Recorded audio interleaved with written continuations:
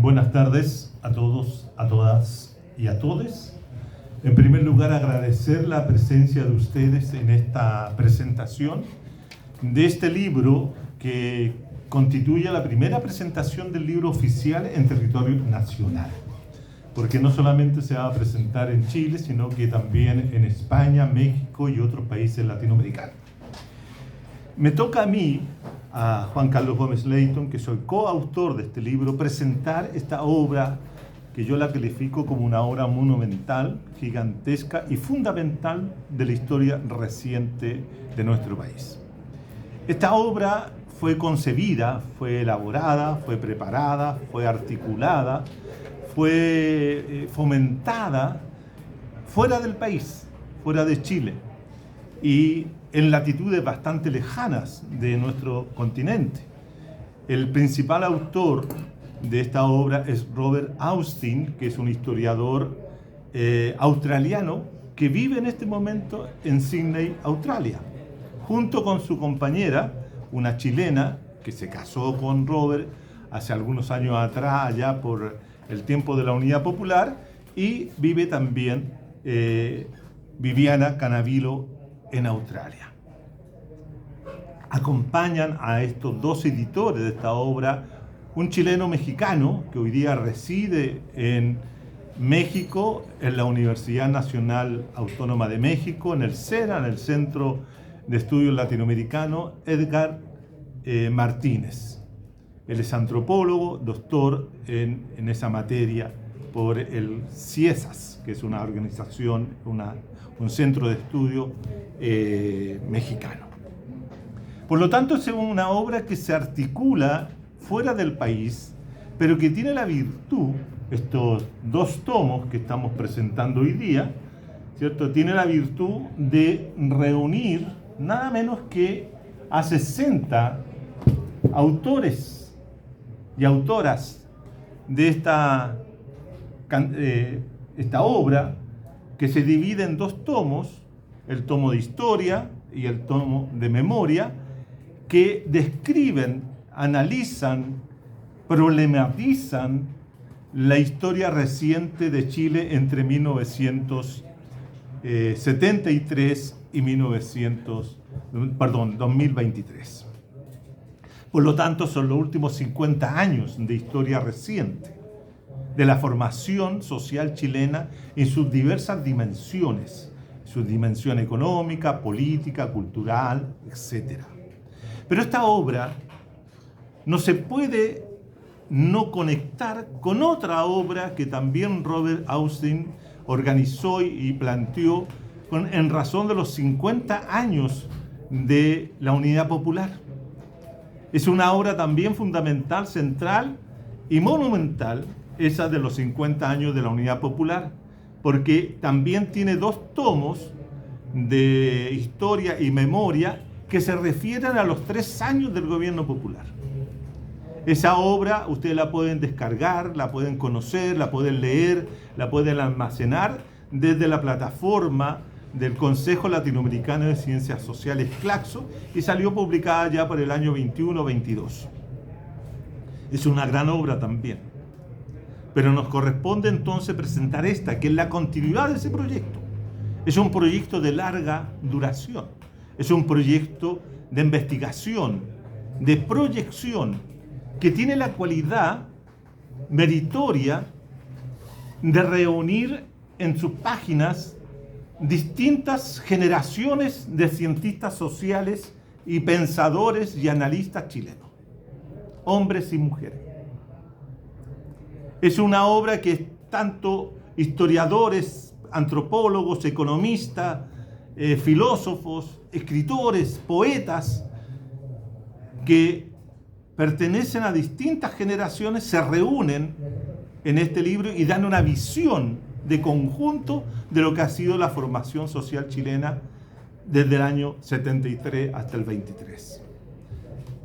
Entonces, en ese sentido, es un aporte historiográfico único, porque reúne la visión de jóvenes, de no tan jóvenes y senior, por no decirle más, adultos mayores, como el mismo caso de Robert, que es un profesor, un especialista en América Latina, ya jubilado, y que ha puesto todo su esfuerzo y todo su tesón para sacar adelante esta obra. De manera entonces que recorrer los distintos tomos, recorrer los distintos pasajes de esta obra, es adquirir un conocimiento de nuestra historia reciente muy vivo, muy actual. Tan actual que la obra aparece meses después que se haya producido, ¿cierto?, el ataque de Israel contra Palestina. Por lo tanto, los editores, y especialmente Robert, asume la causa palestina y la vincula con la causa mapuche. La vincula con el genocidio del pueblo mapuche en el Gualmapu. Por esa razón también el que hace el prólogo de esta obra es tan significativa, que es Héctor Yaitul, quien escribe un prólogo desde la cárcel, especialmente para el libro, en el cual hace una vinculación entre el despojo y ocupación de la Araucanía o del Gualmapu allá por 1881, 1882, con la ocupación militar y el genocidio que es sometido a nuestro pueblo, el pueblo trabajador, el pueblo campesino, el pueblo poblador, el pueblo estudiantil y el pueblo nación mapuche, o la ocupación que hace el ejército chileno de nuestros territorios en 1973, cuando derroca al gobierno revolucionario y socialista de Salvador Allende. Por lo tanto, es una obra que no solamente se remite a los últimos 50 años, también se pone en actualización internacional. El conflicto de Chile, como lo plantea Robert, es un conflicto que se enmarca en los procesos de expansión y de acción del imperialismo norteamericano sobre los pueblos del tercer mundo y especialmente de América Latina en la década de los 70, como fueron los golpes de Estado de aquella época. La instalación del neoliberalismo en Chile, que tiene 50 años, o tiene más ya a esta altura, 53, 54 años, y que se mantiene esas estructuras como formas de la dominación, es un acto de la dictadura consolidado a través de los gobiernos de la concertación, de la nueva mayoría y de la derecha, como también del Frente Amplio y los suyos. De manera que esta es una obra contingente, es un libro para el combate, diría yo, pero es un libro poderoso. Es un libro que recorre, como les digo, distintas facetas de la economía nacional. De la economía nacional, de la cultura, de la memoria. Y esto es interesante, porque el libro separa dos cosas que para los historiadores, por lo general, siempre están unidas. Los historiadores siempre hemos partido de la base que la historia es la memoria de las sociedades, ¿cierto? Y por lo tanto, esta separación analítica que se realiza actualmente entre lo que es la historia y la memoria es una cuestión epistemológica, teórica, que se presta a discusiones profundas y análisis que se han hecho, ¿cierto?, a lo largo de estos últimos años. Y la memoria siempre, la memoria cercana, la memoria de los últimos 50 años justamente, y que es necesario mantener siempre activa por la necesidad de ir manteniendo las luchas y la resistencia. Y este es el otro nombre que tiene este libro, Resistencias.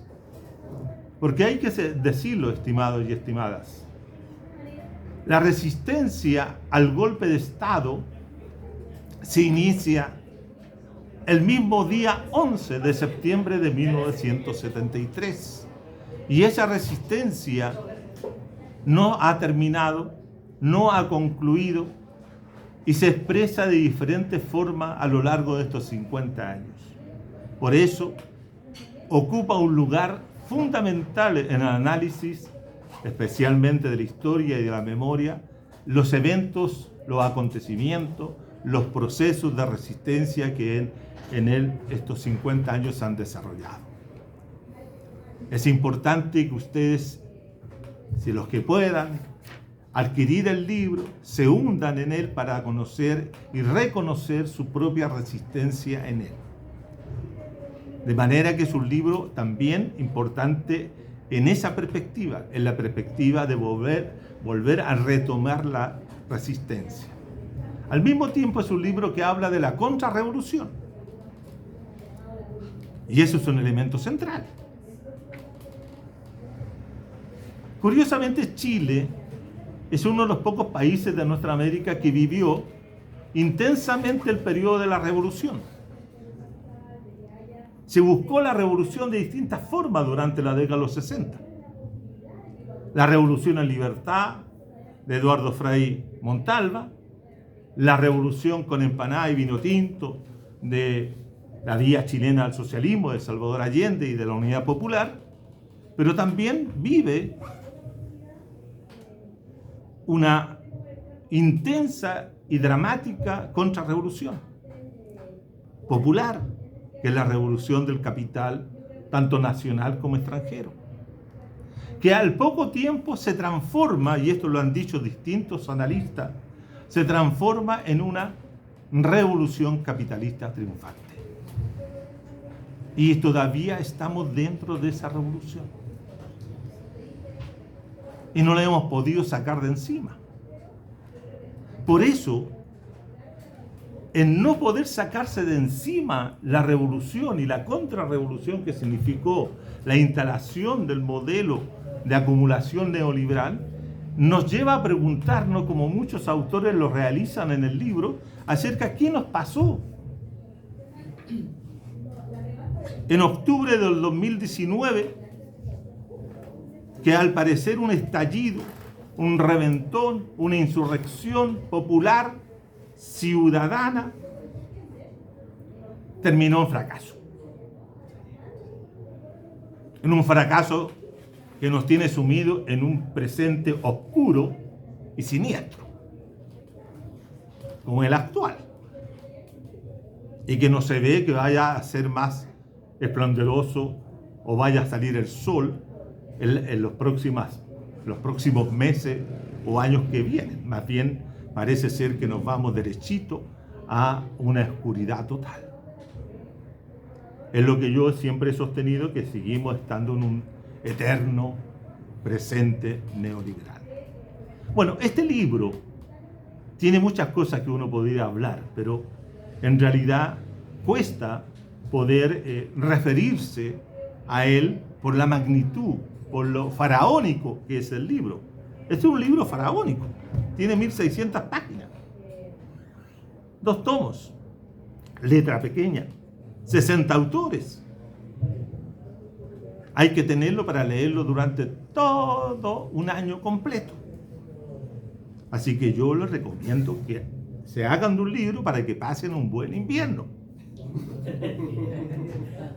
Porque es un libro también que tiene poesía. Se abre con una poesía.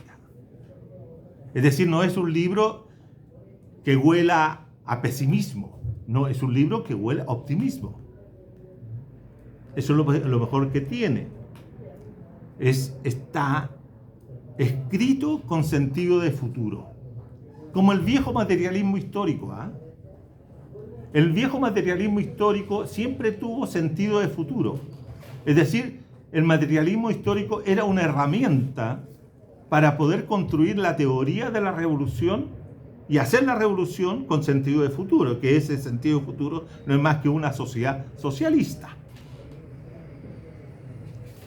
No como el materialismo de hoy día, que es un materialismo light, es un materialismo que usa los conceptos de Marx y de Engels solamente casi por chauvinismo o simplemente por moda, pero que no tiene ninguna proyección histórica de lucha. Este libro sí la tiene, y eso es lo que quiero rescatar esa capacidad de lucha que tiene este libro. Como no lo puedo comentar los 60 artículos, especialmente de todos los autores que están aquí presentes y otros que están ausentes, los quiero invitar a ustedes a escuchar por lo menos la reflexión de 3 autores que nos acompañan esta tarde. En esta tarde nos acompaña Pablo Joffre, que está a mi izquierda, a la derecha de ustedes, y al centro. Al centro. Pablo es periodista y analista internacional, y él se va a referir a su artículo, y posteriormente vendrá Nicolás Acevedo, que también va a presentar su artículo, y finalmente Nicolás Ortiz, que estamos cargados los Nicoláses hoy día, que va a presentar su trabajo acerca de la revuelta. Así que sin otra más, dejo a nuestro amigo Pablo con el micrófono. Muchas gracias. Bueno, son 12 minutos, ¿no? Más o menos, por favor. Déjeme enfocarlo para que usted salga. Lo primero es dar cuenta de que coincido con un concepto que mencionaste, ¿no? Que es un proyecto monumental. No solo por la cantidad de autores, sino por la cantidad de artículos y áreas que abarca, ¿no? Un colectivo de muchas mentes, de muchas letras, y en específico el que conversamos en su momento fue de qué manera se puede relacionar el sionismo, Chile, en el concierto de, no solo de la memoria de Chile, ¿no? De los últimos 50 años, sino que un sionismo que tiene imbricaciones mucho más allá de Chile. Y en ese sentido, primero dar cuenta qué es el sionismo, entender qué es el sionismo. Primero, el sionismo no es judaísmo, y eso es fundamental. No tiene que ver con la religión judía, que es como quiere el sionismo, que es una ideología, una visión de mundo, presentar esa ideología y esa visión de mundo como si tuviera alguna relación con el judaísmo. Más aún, el sionismo nace desde el fundamentalismo cristiano. No tiene relación con el judaísmo desde el inicio. Es simplemente un instrumento ideológico que se va usando para que los intereses hegemónicos de Occidente, y en específico al principio del Imperio Británico, posteriormente Estados Unidos, se inserten, se engarcen en Asia Occidental. Lo que Occidente denomina Oriente Medio, ¿no? Que en realidad el concepto correcto sería Asia Occidental, y no seguir usando categorías desde la historiografía europea.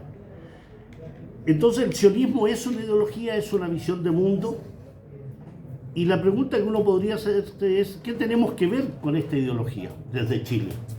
¿Qué tenemos que ver con esta ideología que está inserta en Asia Occidental, que tiene que ver con el régimen israelí que nace en el año 1948, que tiene que ver con la imposición de un régimen contra el pueblo palestino, contra el pueblo del Líbano, Siria, Irak, los ataques que se realizan contra Irán? Tiene mucho que ver, tiene muchísimo que ver, porque el sionismo ha dejado de estar centrado solamente en un elemento europeo y de Asia Occidental para transformarse en una ideología que es adscrita por los regímenes occidentales más hegemónicos, Estados Unidos, Francia, Gran Bretaña, Alemania, por ejemplo. No es casual que Joe Biden, el expresidente norteamericano, declarara el año 2016 que él no era judío, pero era sionista. Y no es casual que Emmanuel Macron, presidente de Francia, que ha sido un funcionario de la banca Rothschild, se declare también sionista. O la señora Annalena Baerbock, canciller alemana, o el señor Olaf Scholz. No es casual que Alemania sea hoy uno de los aliados fundamentales del sionismo, que es decir, el régimen israelí. Pero el sionismo es también Joe Biden, su gabinete, 15 de los 19 secretarios de Estado que tenía Joe Biden eran sionistas. En la actualidad, gran parte del gabinete de Donald Trump son sionistas. No solo judíos de creencia, sino que además sionistas. El señor Marco Rubio, un inmigrante de familia cubana en Estados Unidos, es un sionista y se declara como sionista. Por tanto, tiene mucho que ver. Y tiene que ver porque la dictadura y la postdictadura, es decir, los gobiernos democráticos, han tenido una estrechísima relación con Israel y una estrechísima relación con el sionismo. Y no solo con Chile, sino que en el concierto latinoamericano ese sionismo ha tenido un estrecho papel de apoyo a las dictaduras, a los gobiernos más totalitarios de América Latina. los regímenes militares en Guatemala. El genocidio contra la población indígena en Guatemala contó con el apoyo del régimen israelí a través del entrenamiento de los grupos paramilitares. En Colombia, con el uribismo, con Santos, con Duque, el Mossad y los grupos paramilitares tuvieron una activa participación en la lucha antiguerrillera. No es casual que el Comando Jungla de la policía chilena haya sido entrenado en Colombia bajo formato de entrenadores del Mossad, es decir, un comando con prácticas paramilitares, a pesar que haya sido la policía chilena, se forma, se especializa en la lucha antiguerrillera en Colombia bajo formato y bajo apoyo de Israel. No es casual que Lenín Moreno en Ecuador, converso, no es casual que Santiago Peña, presidente de Paraguay, sea un sionista. No es casual que Jair Bolsonaro, siendo él cristiano, se denomine también como sionista y tenga estrechas relaciones con el régimen israelí y el sionismo como ideología. Y menos casual es que Javier Milei, actual presidente argentino, tenga las relaciones que tiene con Israel y con Estados Unidos, a quienes se indica como sus dos principales vínculos desde el punto de vista de la política exterior. Un Milei que, cuando saca a la canciller argentina, nombra al señor Gerardo Berten. El señor Gerardo Berten es de la familia Berten, dueños de DirecTV, por ejemplo. DirecTV es una cadena de cable que está en toda Latinoamérica y que es el portador principal de la narrativa israelí y la narrativa sionista en América Latina. No es casual que tenga también editoriales este grupo y que se vincule con otras editoriales en América Latina que llevan a cabo la narrativa sionista. No es casual que la filmografía de Hollywood sea una filmografía donde está presente mucho el tema sionista y el tema del holocausto, películas, libros, por ejemplo, El carpintero de Auschwitz, El notario de Auschwitz, El fotógrafo de Auschwitz, El zapatero de Auschwitz, y múltiples adecuaciones para poner siempre presente el tema del holocausto, y que ha sido además una narrativa que se ha impuesto en Chile, por ejemplo, a través de la comunidad judía de Chile o comunidad sionista de Chile, que también se denomina así. Entonces, hay mucho vínculo al respecto, ¿no? No solo vínculos desde el punto de vista de los años, y permítanme leerle un breve párrafo de lo que es el artículo. Dice: Israel ha apoyado la violación de los derechos humanos de los gobiernos chilenos en dictadura y en democracia. Ya desde la época de la dictadura Pinochet, la CIA había previsto que Chile seguiría comprando armas a Israel. Recordemos que en el año 78 Estados Unidos impuso un bloqueo de armas contra Chile, bajo el argumento de la violación de los derechos humanos. Eso fue violado precisamente con Israel, que proveyó de armas a la dictadura chilena y al resto de las dictaduras de América Latina. Pinochet logró mantener relaciones con Israel a pesar que la orden de Estados Unidos era de bajo perfil, que no generara problemas con los gobiernos árabes. Gobiernos árabes que en la actualidad, monarquías y gobiernos dictatoriales árabes, que son aliados del régimen sionista, que se viven así, ¿no? Pero al mismo tiempo, Israel ha comerciado con Chile en materia de armas, no solo desde la dictadura, sino que hasta hoy, hasta el año 2025, permanentemente. Pero además ha generado una política de relaciones con los gobiernos de la Concertación, cualquiera de ellos, y con el gobierno de Piñera, por supuesto, y con bemoles, ¿no? Por ejemplo, Sebastián Piñera fue quien reconoció al Estado de Palestina, por ejemplo, ¿no? Pero al mismo tiempo no se reconoce al pueblo saharaui, que es otro pueblo ocupado y colonizado. Y al mismo tiempo, bajo el último gobierno de Sebastián Piñera, se contratan y se relacionan y se llevan a cabo convenios en múltiples aspectos: acuíferos, tecnológicos, proyectos de seguridad, o el Sistema Nacional de Satélites, por ejemplo. El Sistema Nacional de Satélites fue adjudicado bajo el gobierno de Sebastián Piñera II, cuando el ministro de Defensa era el señor Mario Desfordes, actual alcalde de Santiago, y que es reemplazado por Waldo Progurica, que fue senador en su momento. Sistema Nacional de Satélites adjudicado a una empresa vinculada al complejo militar israelí. 120 millones de dólares, que ha sido un fracaso, además un fracaso. Un contrato leonino que significó que el 40% de las informaciones que entregaran esos satélites eran para uso de la compañía, de la empresa israelí. Por ejemplo, el tema de las facturas duplicadas. Habrán ustedes escuchado, y sale en el capítulo que les represento, de las relaciones con FAMAE, Fábrica Maestranza del Ejército. Facturas duplicadas que salen en el asunto del Milico Gate. Es decir, todos los elementos de corrupción que las empresas israelíes de armas como Rafael Advance, Elbit Systems, tienen con el ejército chileno, pero también con la Fuerza Aérea y también con la Marina.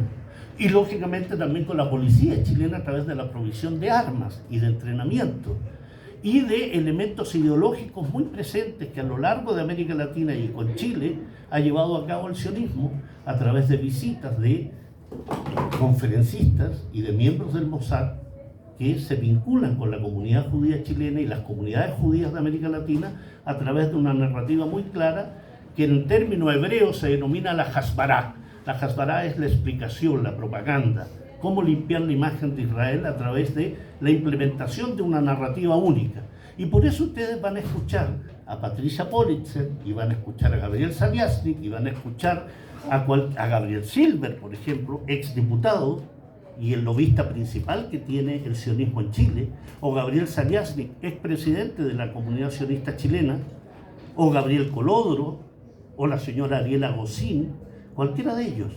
Los vínculos con el sionismo no solo se dieron durante la dictadura, sino que continuaron y se intensificaron de tal forma que hoy esa relación es muy estrecha, no solo política, sino que económica, ideológica profundamente, y de ahí que tengamos discrepancias entre un ejecutivo, como es el presidente Boric, con miembros de su gabinete, en el cual el presidente Boric dice algo, por ejemplo, no recibe las credenciales del embajador israelí, pero al mes siguiente las recibe, genera algún revuelo, pero la influencia de Estados Unidos, la influencia de Israel, la influencia de los organismos internacionales vinculados al judaísmo y al sionismo son tan potentes que indudablemente se genera, junto al apoyo mediático en Chile, Chilevisión, El Mostrador, estamos hablando de Ex Ante, El Líbero, Radio Bio Bio, cualquiera de ellas tiene un estrecho vínculo con el sionismo.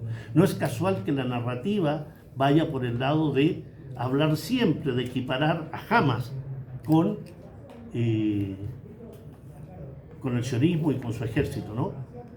O sea, considerar ciertos elementos centrales están en el artículo que ustedes pueden visitar en el libro, pero lo clave, diría yo, es que Chile ha tenido, no Chile, sectores políticos chilenos, sectores económicos chilenos han tenido una estrecha vinculación.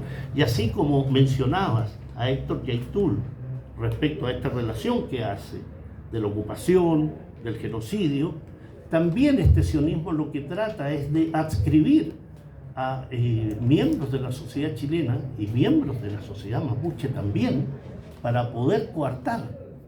No es casual que más de 30 alcaldes pertenecientes al pueblo mapuche hayan visitado Israel o los territorios palestinos ocupados con más corrupción, porque se les impulsa a visitar bajo el convencimiento de que pueden tener acceso a tecnología acuífera, tecnología que le va a hacer bien a sus sociedades, y generan entonces una narrativa que es perversa, que es malsana y que tiene hoy indudablemente muchísimas ramificaciones.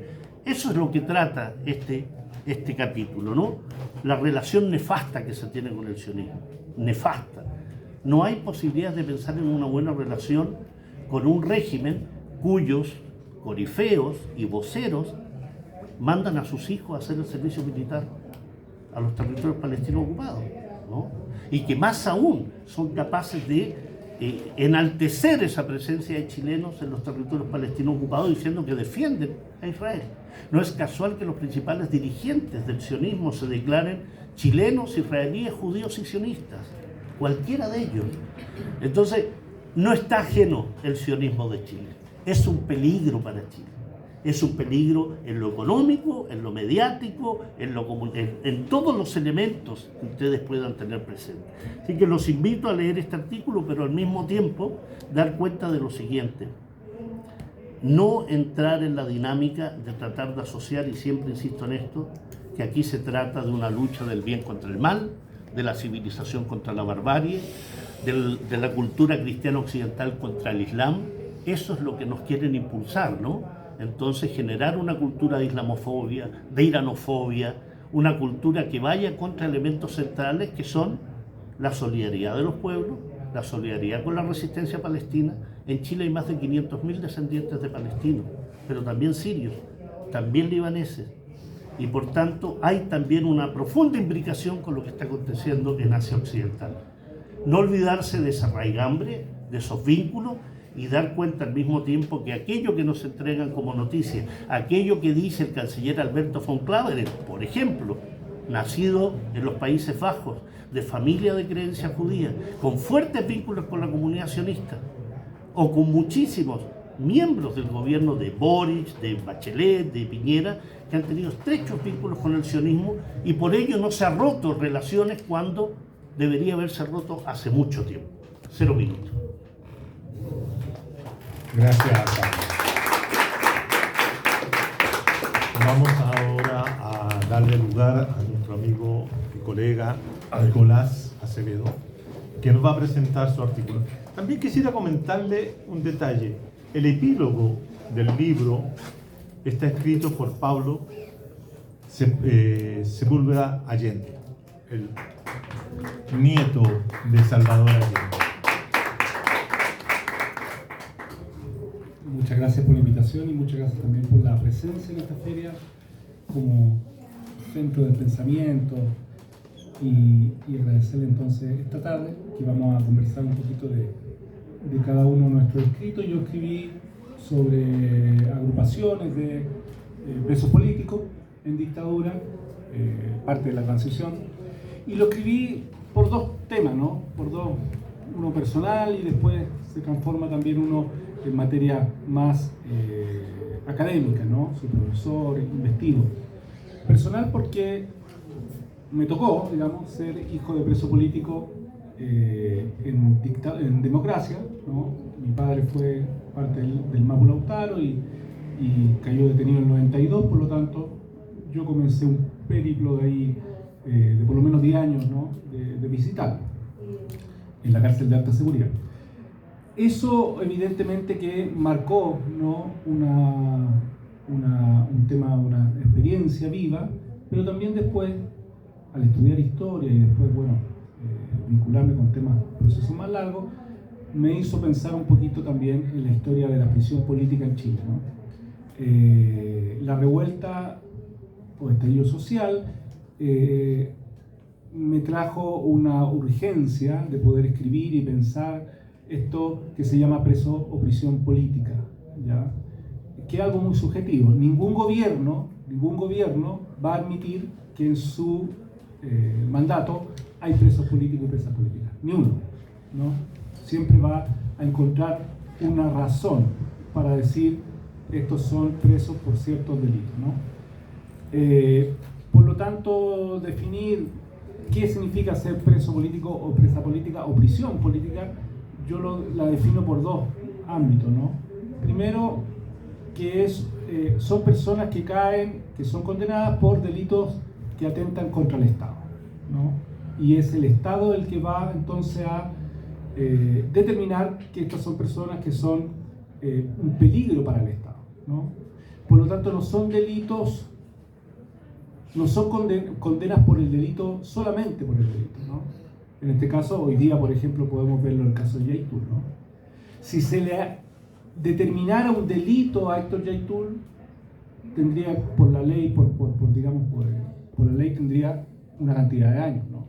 Pero a él, colocarle la ley de seguridad interior del Estado, se le amplió esa condena. Por un delito, por ejemplo, robo de madera. Podrían ser, no sé, 10 años, pero él tiene 23.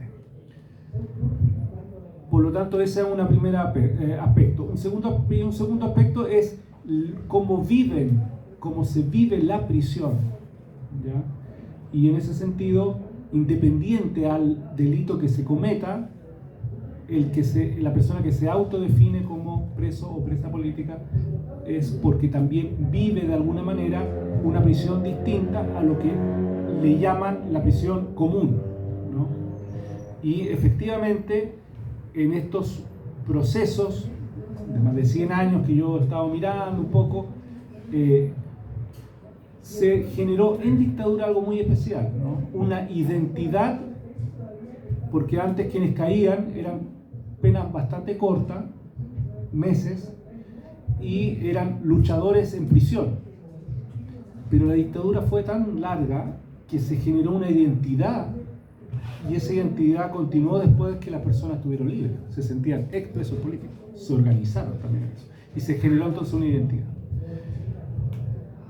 Pero como yo estuve, digamos, en otra vereda, ¿no?, me pregunté sobre cómo poder visibilizar la prisión de la gente que cayó en la revuelta,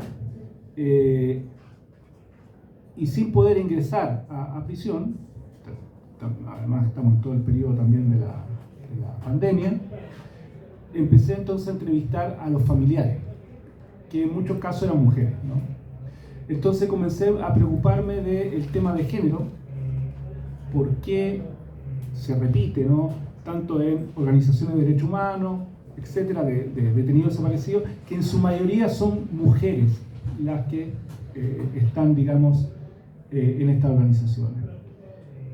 Y como para no darle vuelta todo el rato a la organización que era de mi padre, dije, voy a mirar un poquito más, abrimos un poquito más a otras organizaciones, y me encontré entonces con el Movimiento de Dignidad y Justicia, que eran personas familiares de detenidas desaparecidas, de detenidos presos políticos del Frente Patriótico Manuel Rodríguez, ¿no? Entonces ahí conversé con una mujer, que le llamo Loreto en el escrito, y básicamente me ocupo su historia para explicar un poco esto que le llamo la prisionización, ¿no? Este proceso que vive el familiar en todo el tiempo que está, y más adelante apoyando al detenido. Y eso lo grafico con el título, ¿no? Algo que Loreto me expresa, ¿no? Cuando estábamos presos, me dice, en dictadura, ¿no? Ella tenía 16 años cuando su hermano es detenido. Su hermano era parte de la dirección del frente y había sido formado en Cuba, había peleado en Nicaragua, había sido fundador, entonces, etcétera, bla, bla, bla. Cae él con su pareja, con su compañera, y ella comienza entonces a acompañar a su hermano y a trasladar, ¿no?, las cartas del hermano entonces a su cuñada, y empieza también a ser ayudista, ¿no?, trasladar cartas a Rancagua, donde conoce a su pareja. Por lo tanto, en un periodo de tiempo, 87 al 94, va a estar por lo menos 5 días a la semana entre encomiendas y visitas. Entonces, yo le pregunto, le digo, oye, tú me dices, cuando estuvimos presos, ¿por qué me dices eso si tú no estuviste? Me dice, bueno, yo, toda mi vida de adolescente va a estar en función de la prisión. Y eso no se acaba cuando yo voy de visita. Yo estoy veranos completos, ¿no?, en función de eso. No podía faltar. Es decir, el que visita a un preso no puede faltar, ¿no? Hay todo un rato un pensamiento, mientras yo estoy acá, ¿no?, disfrutando de la vida, etcétera, mi familiar está preso. Entonces trato de llevarle cosas, el café, la bebida, todo se va articulando, y eso es la prisionización que se le llama, ¿no?, que lo viven también incluso los gendarmes. Es decir, el centro, la prisión va siendo un centro y va generando entonces anillos, ¿ya? Anillos. Y por eso es tan complejo para las familias que viven, ¿no? Y hoy día hay un programa que se llama Abriendo Camino, que es para los hijos de los presos. Porque la posibilidad que esos niños el día de mañana después caigan en delito, etcétera, es muy alta, ¿no? Es muy alta, ¿no? Porque están viviendo este proceso entonces como anillo, ¿no? De la prisión. Y lo interesante entonces de conversar con Loreto fue darme cuenta también que yo también viví ese proceso, ¿no? Y no éramos solamente ella, ¿no? Y después darme cuenta, bueno, ¿qué pasa cuando llega la transición, ¿no? O sea, llega la democracia, y ahí por lo menos en el artículo hago un recuento de cuándo empiezan a ser liberados los presos. No es inmediatamente, ¿no? Uno podría pensar, ¿no?, de que efectivamente al salir la dictadura, ¿no?, los presos que estuvieron ahí saldrían inmediatamente. Hay procesos que son así, ¿no? En Chile también hay procesos, se vivió en todo el siglo XX procesos de indultos muy grandes, ¿no? O sea, se indultó a los que participaron los nazis que participaron en el 38 cuando se tomaron, ¿cierto?, el seguro obrero, etc. Después se le indulta. Se indulta a una serie de personas, ¿no?, después de un tiempo. Pero acá tuvo un largo proceso, ¿no? Un largo proceso, por lo menos 4 años, para que las cárceles se vaciaran de los presos y presas de la dictadura. Los últimos fueron se le llamó los presos de sangre, que estuvieron de alguna manera condenados por hechos de sangre. Ya a esos no se les dio indulto, sino que se les envió para afuera, que se le llama extrañamiento. Y Loreto era parte de eso, ¿no? Era parte de su esposo, finalmente es extrañado a Bélgica, y ella hoy día todavía vive en Europa porque ya se quedaron, los hijos ya están grandes, tienen nietos, entonces toda su vida estuvo marcada por este proceso, ¿no? Ahora, lo interesante de escribir ahora esto es que no estamos hablando necesariamente, no estamos colocando necesariamente el foco en la víctima, ¿ya? Estamos cambiando un poco el foco. Yo en este caso cambio un poco el foco, ¿no? Ya no es la víctima. Bueno, podría decir, bueno, presos políticos en dictadura son víctimas, estuvieron en el informe Vale. Estoy cambiando al rol que cumplieron las mujeres, ¿no? Y aquí, tanto ella como las madres muchas veces eran personas que estaban por sus hijos, sí, por sus hijos, pero no hay que pensar de que estas mujeres lo hacían solo por sus hijos, porque ahí tendríamos un prejuicio de género, es decir, claro, porque la mamá, toda mamá tiene que estar con ellos, toda hermana tiene que estar con ellos. Hay una mamá que es muy interesante, porque la mamá le dice a la gente, era como la presidenta del movimiento, le dice: oiga, mi hijita, están diciendo que nosotros somos todos del frente. Y ella decía: no, mamita, ¿cómo se le ocurre? No somos familiares de gente del frente, pero no somos parte del frente. Claro, ella no le contaba que la organización tenía una encargada que era del frente, y que evidentemente la organización de derechos humanos estaba vinculada a la orgánica, pero la mamá no sabía. También eso habla, ¿sí?, de un conflicto ahí, ¿no? Cómo se relacionan, ¿no?, estas organizaciones con personas que, no digo utilizar, pero se generan esa dinámica, ¿no? Esa dinámica que es interesante hoy día ponerla en la palestra. Alguien diría: oye, pero ¿cómo dice eso? Pero bueno, son elementos, ¿no? Así que agradecido por este espacio, por tener la oportunidad de conversar un poquito también sobre esta experiencia que, como digo, es de Loreto, pero también atraviesa un conjunto de personas que recién ahora están empezando a querer hablar y comentar. Gracias.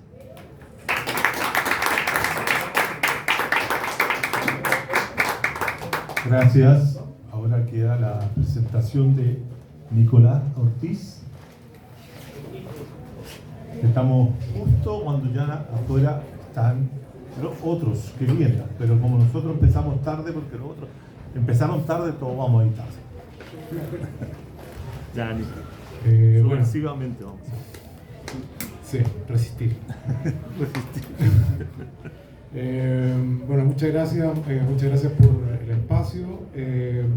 Bueno, voy a contar un poco el capítulo que me tocó escribir junto con Rodrigo Torres. la Universidad Cardenal Silva Enrique. Nosotros lo que hicimos fue un análisis del movimiento estudiantil a la luz de la revuelta de 2019.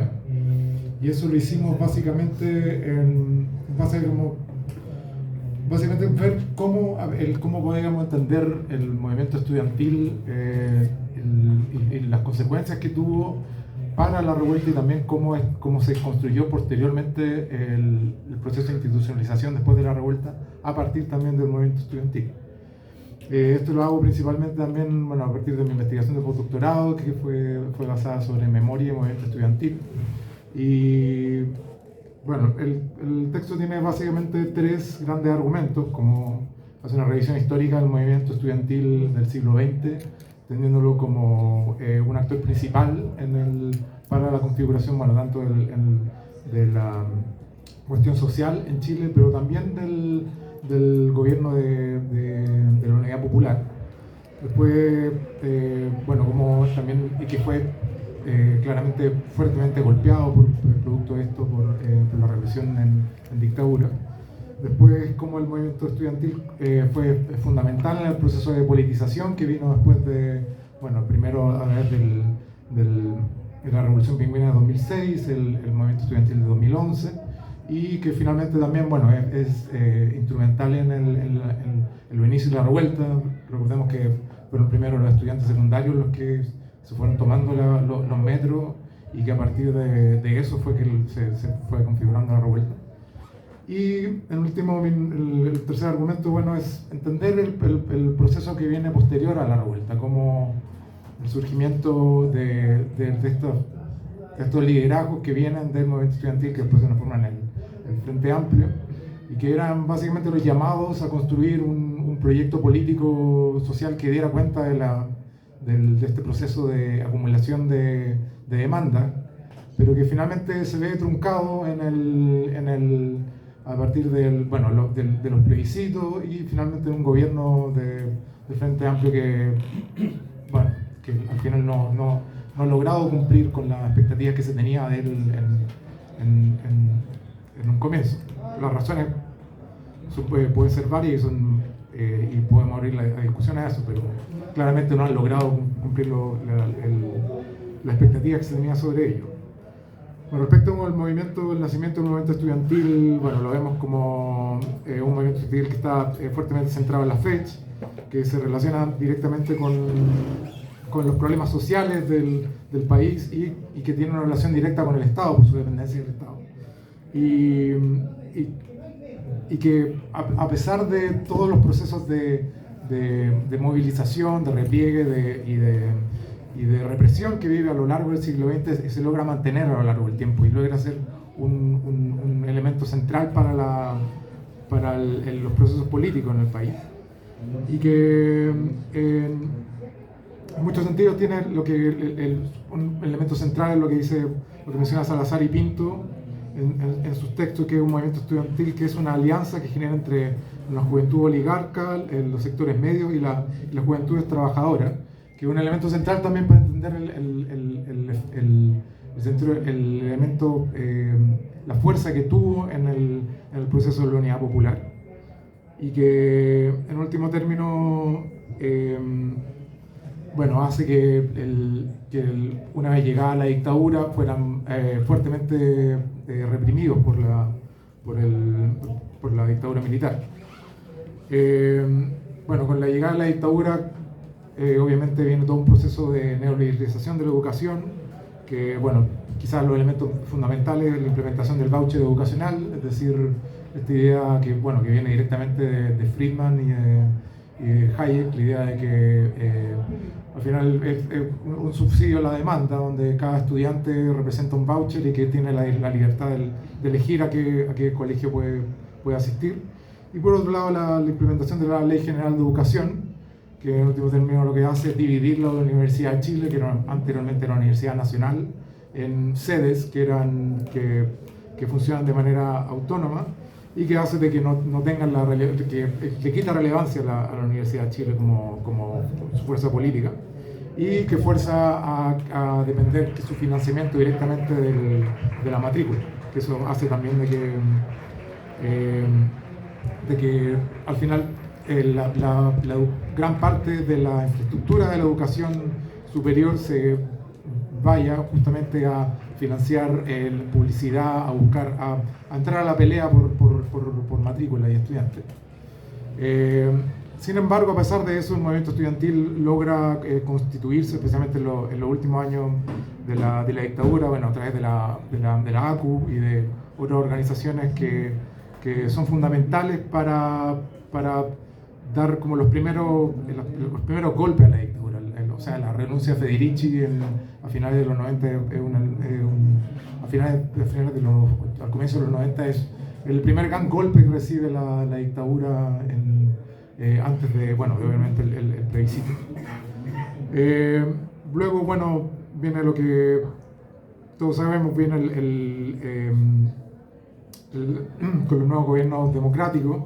Lo que ocurre básicamente no hay un gran cambio en la política educacional, de hecho se profundiza gran parte de las políticas neoliberales. El ejemplo quizás más claro es el copago, donde básicamente esta idea del voucher hace que se vuelva cada vez aún más pernicioso y se mantiene la política de la pelea por la matrícula en la universidad. Sin embargo, a pesar de eso, se construye un movimiento estudiantil nuevamente a partir de la Revolución Pingüina de 2006 y después del 2011. Y bueno, eso hace que desde ahí, bueno, surgen nuevos liderazgos y tienen un efecto efectivamente muy fuerte a partir de que construyen este espacio político donde se van aunando nuevas demandas como el No Más AFP, el movimiento feminista que nace también dentro del movimiento estudiantil, que son elementos que van construyendo resistencias que finalmente explotan en la revuelta de 2019. Pero también, por otro lado, sale esta institucionalización a través de la bancada estudiantil y estos liderazgos políticos que entran en la institucionalidad con la esperanza un poco desde ahí de cambiarla. Bueno, posterior a la revuelta vemos que estos elementos, bueno, no tienden a justamente hacen de que el movimiento estudiantil por sí mismo, o sea, la política se genera en los campos universitarios, tiende a disminuir. Hay una baja muy fuerte de participación estudiantil en la actividad política, especialmente en las universidades. Sin embargo, el movimiento estudiantil secundario se mantiene activo, pero el movimiento estudiantil es incapaz de construir un movimiento político que sea capaz, que efectivamente represente las demandas que se van construyendo durante estos últimos 15 años de movilización. Y eso hace de que en gran parte, bueno, que estemos en la situación actual, en la cual después de 2 plebiscitos viene todo un reflujo conservador al cual no se ha logrado construir una alternativa política que sea capaz de representar todo lo que se armó a partir del ciclo politización 2006 a 2019 y que no hemos logrado salir de esta situación. En ese sentido, claro, la reflexión que hacemos a partir del capítulo es un poco entender el movimiento estudiantil, bueno, como esta fuerza que se construye a partir de una política estudiantil que efectivamente se construye como antineoliberal, pero que al mismo tiempo mantiene una relación con la élite política, pero que lamentablemente no ha sido capaz de construir una alternativa real en términos de liderazgo que sean capaces de construir un proyecto político alternativo. Eso fue bastante resumido, tenía mucho más, pero bueno, no nos queda mucho más tiempo, así que eso, muchas gracias. Gracias a todos y a todas. Agradecer el esfuerzo por la síntesis de cada uno de los autores. Nosotros partamos con 15 minutos de retraso, pero ya nos están pidiendo la sala, así que tenemos. Gracias. Lo único que me queda es que por favor que tratemos de mandarle un fuerte aplauso a Robert Austin, a Verónica Canaviro y Edgar Martínez, que están fuera del país en este momento, para que ellos se sientan con hambre para presentar el libro en septiembre próximo. Gracias a todos. Hay que evacuar, hay que evacuar. Eso. Me voy al Yo también. pero voy a conversar con Mario para que